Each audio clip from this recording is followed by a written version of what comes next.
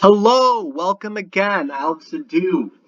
Those who follow the old ways, which is what the word Aldsidu means. Today we're going to be discussing the North Fylgja and Hamingja and comparing them to the Old Saxon concepts of Siola, Ferah, and Gest, or Geist. Now, on my slide to the right is the map of Europe, and the Germanic tribes who venerated the Aesir were in Scandinavia, most of modern Germany, the Netherlands, Belgium, Fylgja, etc. And Old Saxony is the area just below the Jutland Peninsula, where the Saxons lived, where Old Saxony was. The Saxons had their own nation, and they were involved in the Saxon Wars against the Franks from the year 772 through the year 804 AD. And they lost the battle for their independence, and they were forced brutally into Christianity. And that was a war for 33 years of Christian against heathen. So we have a lot of different historical writings from that time period. But first, let's discuss the Scandinavian concepts. I'm going to be brief with them, but we have two concepts. We have Fylgja and Hamingja. Now, in Scandinavian folklore, a Fylgja is a supernatural spirit which accompanies a person in connection to their fate. And the word Fylgja means to accompany. So in Scandinavian thought, your Fylgja it's continuing along with you, right beside you, it's accompanying you, and if that dies, your body dies. And in Gisli Sursen saga, where the main character Gisli is visited by two beautiful women, one of whom is trying to bring good fortune, and one is trying to edge him towards violence. These two women could represent the women ancestors of Gisli's family ties, such as the ties between his wife Aud and his sister Thordis, relating to the idea of the Disir. And we also have the concept of Hamingja. So the modern word luck is a good way to describe the Hamingja, though that is a modern word. The Hamingja is a personal entity in its own right. It is a part of the self, and it can be split off from other components of the self in certain circumstances. When a person dies, his or her Hamingja is often reincarnated in one of his or her descendants, particularly if the child is given the name of the original owner of the Hamingja.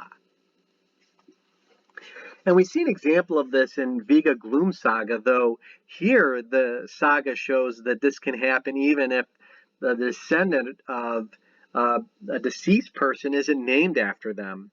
So in Vega Gloom Saga chapter 9, the dream is no doubt a very remarkable one, and I interpret it thus. My grandfather Vigfus must be dead, and that woman who was taller than the mountains must be his Fylgja, for he too was far beyond other men in honor and in most things, and his Hamingja must have been looking for a place of rest where I am.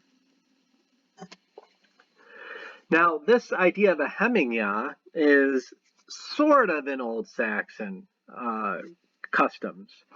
We have a passage in Old Saxon that shows the Old Saxon custom that when a baby is born, it was taboo in Old Saxon heathen times if the baby wasn't named after a deceased ancestor.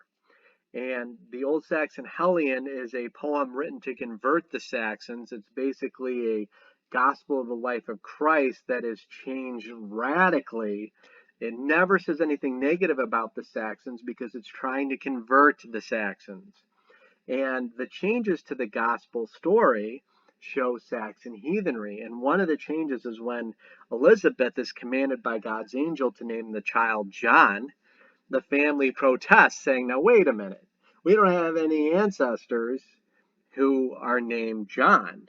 This name is not in our noble family's clan. You cannot name the child that. And in this passage, Elizabeth argues, no, I'm going to name the child what I was commanded, and the family is pretty upset. And that shows what Saxon heathen thought was. You have a child, you name the child after a beloved ancestor who has gone to the halls of the ancestors, and that ancestor is going to live on. However, many people say that all the Germanic tribes were not the same, that there were some differences between them. And that is true. The Aesir were venerated by all Germanic tribes. And all Germanic tribes did bloats to celebrate the start of winter. They all did bloats for Yule. They all have the word Yule within their languages. And they all did a bloat to start summer. So they had the same holy days. They might have been called different things. And they all venerated the Aesir, but there still were some minor differences between the tribes. And some of them were due to language. I mean, Old Saxon, Old English, Old Frisian, and the Scandinavian languages, these are all of Germanic tribes, and they're all Germanic languages, and they are related languages, but there are differences between these languages. So while the Scandinavian tongues have Fylgja and Hamingja, the Old Saxon tongue has Ferah, Gest, and Siola. The word Gest is where our modern German word Geist comes from.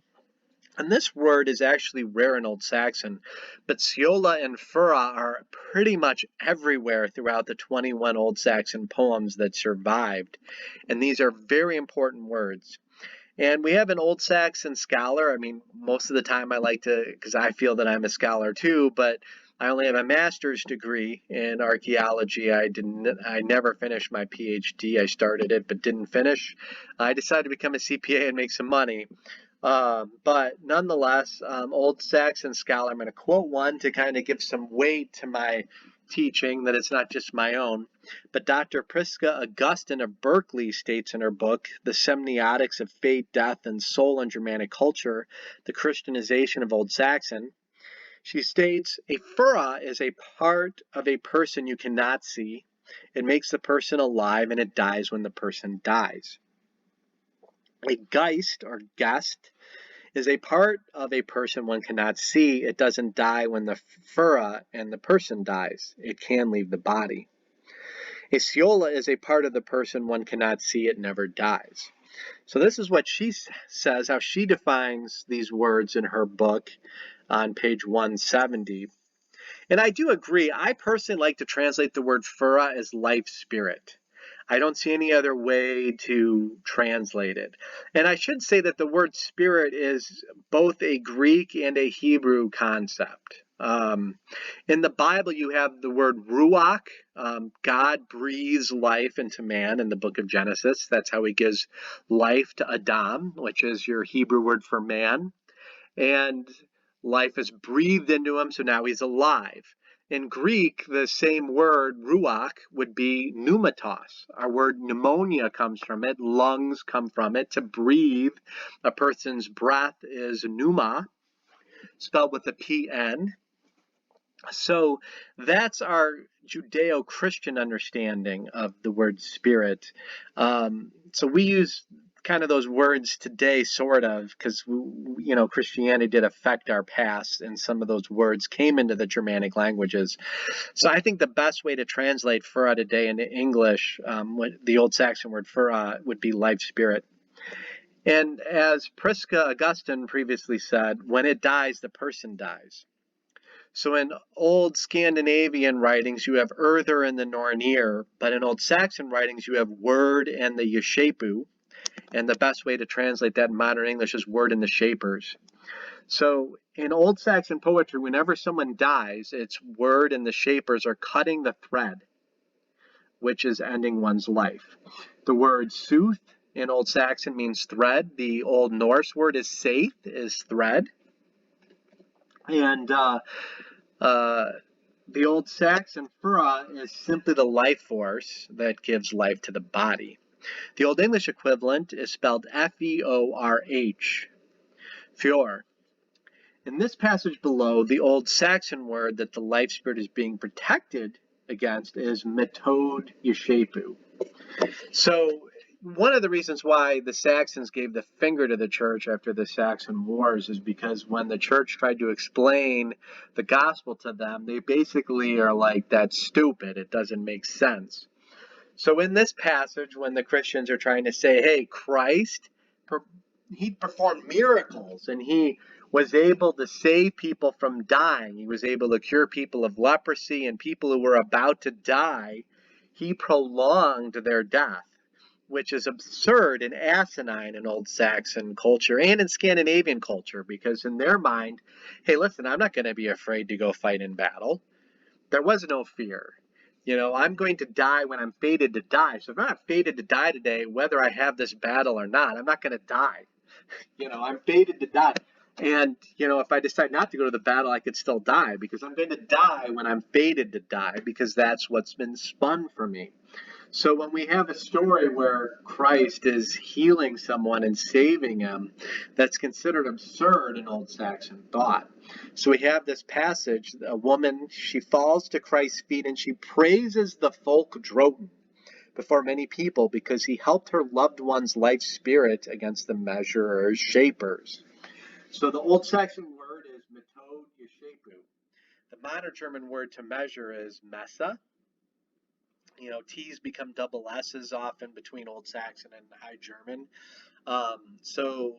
The shapers, they measure one's life. Even before the person is born, their life is measured. Even the word alderleu is your word for life. It's your age layout. What is laid out for you? And the fateful hour when you die is your orle wila, spelled O-R-L-A-G. So that is the time that one is to die. That's what's measured out for them.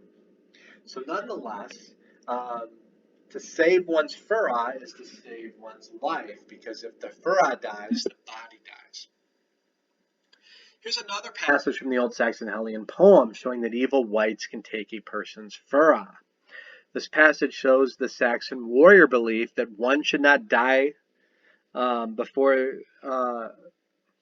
I probably said this after. One should not die really after the Droton or chieftain in battle. It was a shame to outlive your Droton.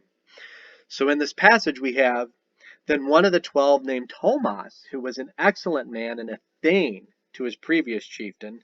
I'm going to stop right there because, the Hellion gospel has 12 thanes who leave their old masters and choose a new thane. That's considered asinine in Saxon thought. If you swear an oath to someone, you're not supposed to break that oath and leave a chieftain. But the gospel story shows this, so it's contrary to the culture there, and it's probably why a lot of Saxons kind of laughed at this Christian nonsense. But nonetheless, to continue, we should not deny or change his will, but we should dwell with endurance with our service. That is what thanes choose. We should stand together in his tasks and die with him there in doom. So the word kingdom literally means king doom. D-O-M is our Old Saxon word for doom. And we should follow him on his trip, not letting his worthy life spirit go to the evil wights. So we have this passage showing that when one dies, their life spirit can go to evil wights.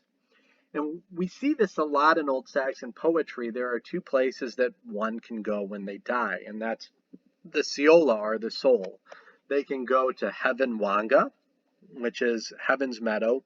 And heaven is an Old English and Old Saxon heathen word. Hamingja means heaven's meadow. And heaven is a place of meadows. The Hebrew Judeo-Christian concept is Shemayim. Shemayim literally means that which is water, by the way. But, in the sky, there's water in the sky, and the sun shines through it, which makes the sky blue.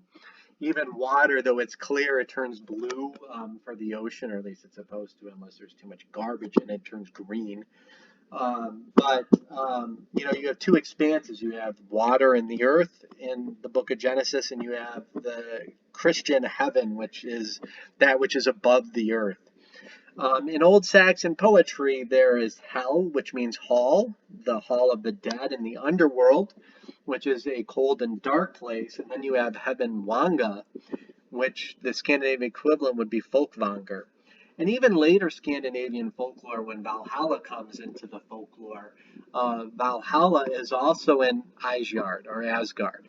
And You have those that go to the underworld in the dark parts, and you have those who go to the above world. And the same is true in Saxon thought. And here's another Hellian passage showing that when the Saxons feared death, they were afraid that their life spirit or Ferah would be taken away from them. So women had gone to the garden so that they can see for themselves the grave.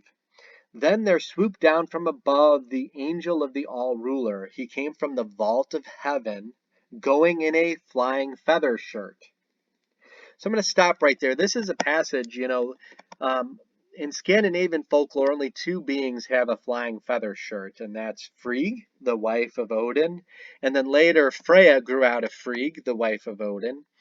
Because we know that Dr. Jackson Crawford even did a video on this, proving that Freya grew out of Frigg, the wife of Odin. But in Old Saxon, we only have Frigg. We do not have Freya. The Vanir are only attested in Scandinavia and in Danelaw, England, which is those Scandinavians who ruled England for a period of time, for 90 years. And, this is an allusion to Frigg. The name Friday is named after Frigg, the wife of Odin. And the word vault of heaven is radura in Old Saxon. It's not actually the word heban there. But nonetheless, to continue, the earth made noise and the earls were awake in mind, and the guards of the Jews fell by their fear. They did not believe that they would have their life spirit or their lives any longer. So basically, when your life spirit or Ferah dies, your body dies with it and your life is over. But nonetheless, we do have Woden, Thunar, and Sasnoth attested as Saxon gods in a baptismal vow forced on the Saxons. And we know because Woden is alluded to in the Hellion, a bird lands on his shoulder. And we know that Free is attested because there's a flying feather shirt. This is kind of proof that the idea of Freya's feather shirt, that means Freya's feather shirt, she absolutely existed. She would have been the wife of the old Saxon Woden. Now here's one of my favorite passages. I can give a few dozen passages here. But I love this passage that I'm about to present. Again, I translate the word Ferah just as spirit, though, in this passage. I should probably translate it life spirit in this upcoming passage. But this is another passage that shows the Ferah clearly dies with the person, but the Siola, or soul, lives on after the Ferah and the body are dead. And you can see Word and her Yeshepu involved in the hour of the death, including wights that take the Siola to an evil spirit home, the hell below. And the word soul is an Old Saxon word. Siola is Old Saxon. The Old English equivalent is soul, and that's spelled S-A-W-O-L. The Christian words, again, are the Hebrew words ruach and pneumatos, meaning breath. And God breathed life, as I said before, into Adam. And when someone dies, they have a last breath that leaves the body, and that's how Christians saw it. If someone sneezes, they say, God bless you, because they're losing the pneumatos, or spirit. And the word pneumonia comes from the Greek word for lungs and breath. But the word soul is borrowed in the Bible because, to translate the Bible into English, you're going to then use English words, obviously, and we have English words that describe it, but soul is not a biblical word. So it's not in Hebrew thought at all. In this passage, we also have the idea of the reigning shapers. The word is rein yeshepu, which I translate as reigning shapers. And it shows the Saxon and Germanic and Scandinavian belief that all the humans and the gods are subject to the shapers or Nornir's weavings. The gods can't prevent their own fates. They cannot prevent Ragnarok from coming. They couldn't prevent Balder from dying. What is fated is going to happen. There's no escaping it. And the shapers, the Rei and Yeshepu, they do reign in Saxon thought. But here's a great passage from the Old Saxon Hellion, written around 830 AD, which is 400 years before the Eddas and the sagas were written. So this is a very strong source showing very early forms of heathenry. Then I heard it told that the reigning shapers showed the poor man his end days. A great mighty sickness, the man would give up the dream. Now, giving up the dream is a way to say in Old Saxon that one is dying. God's angels, now the word angel is not an Old Saxon word, it's borrowed into the language, but God's angels seized his Ferah, his life spirit, and led him forth from there. So in other words, God's angels are seizing the soul of the good man here, and the soul of the good man who's the poor man, he gets to sit in Abraham's lap, which is above. And there he would always be in happiness.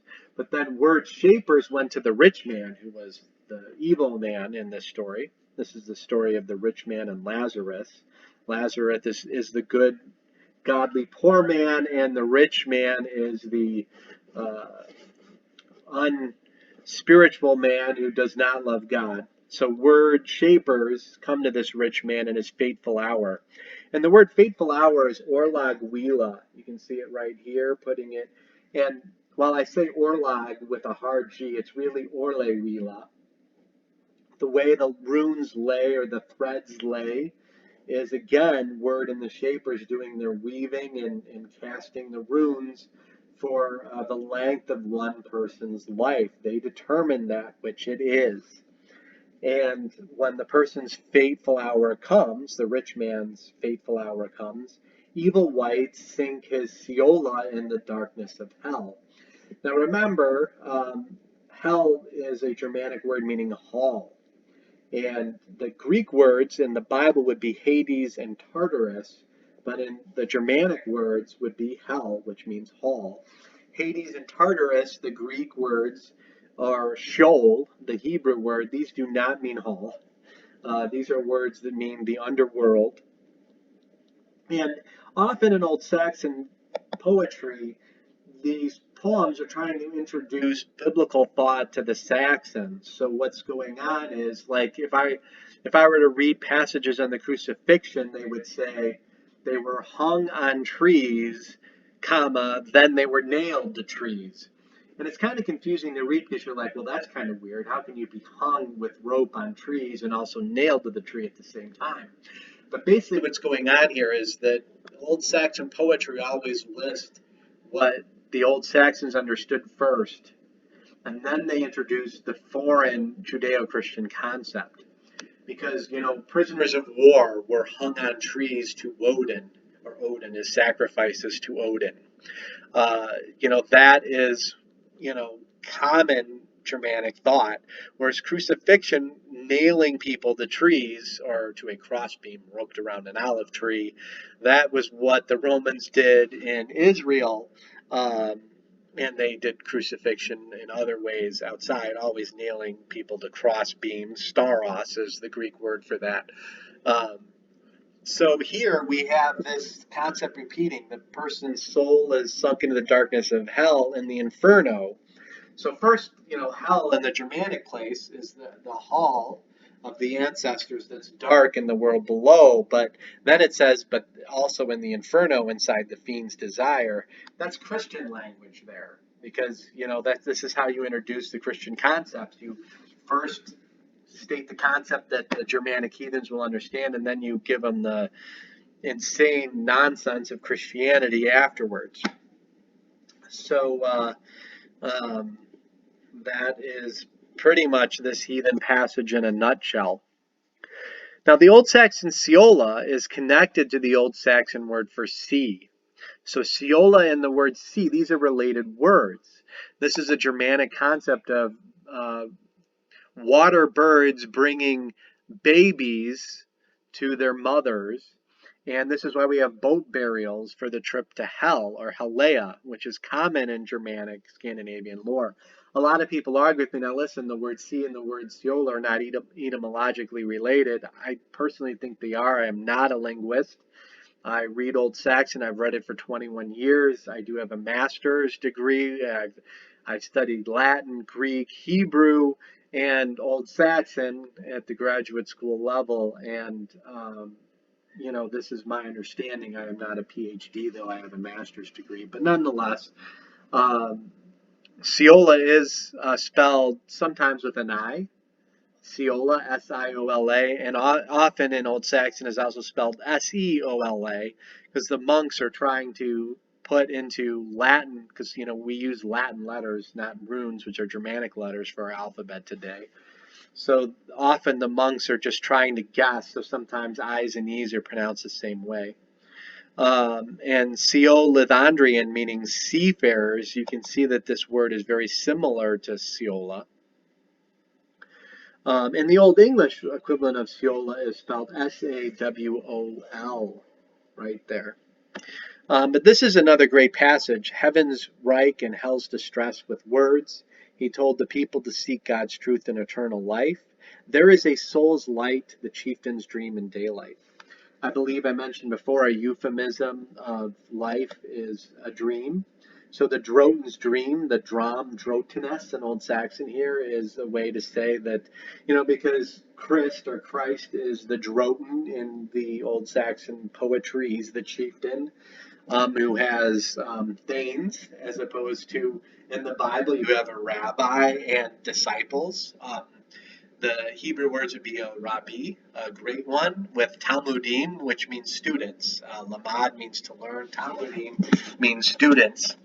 So, that's your Hebrew concept. But in this concept, you have a Droten, who's a war chief with Danes. And that's how it is. So, the Old Saxon word for Geist is very rare. I'm making a guess here. Often I'll say something is fact and prove it when it is fact, but when I'm making a guess, I'm going to call it a guess. In Old Saxon, we have 21 Old Saxon poems that are survived. One of them is the Hellion, which is 3 times the size of Beowulf. But the Old Saxon word for Geist or ghost occurs very infrequently, whereas the word Siola and Ferah occur all over the place. And my guess here is that a Geist is a ghost, which is a Siola that is not given a proper burial. Why am I guessing that? Because the only time the word Geist occurs in Old Saxon, or Gest, G-E-S-T, the story of Jesus walking on water.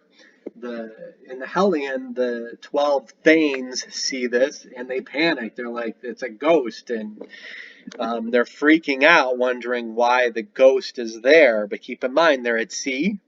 So this is a Geist that has not been buried properly, so it's not able to travel the waters to get to the hell below, the hall below, or the heaven Wanga, the place where the honorable go above. So I am guessing that that's what a Geist is, or a guest is, a ghost not giving a proper burial, and it's wandering. But if you agree with my guess, great. And if you disagree, that's fine. But really, the word Siola occurs probably 3 dozen times to 1 in Old Saxon. The usage of the word Siola versus Gest or Geist. So if you liked this video, please visit us at www.aldsidu.com. I have a blog article on this subject, so you can see all these passages in greater detail than I verbally and visually shared on this blog. So you can go to www.aldsidu.com/blog. I've got like 80 blog articles. This is my 11th video, so please like and subscribe. Trying to teach Old Saxon heathenry first and foremost, but since Asatru has not taught the old ways very well, all Germanic, historical old ways, whether you're Scandinavian, Frisian, Old English, or whatever, please come join us, because the old ways are so infrequently taught today. But hey, please like and subscribe, and thank you for watching.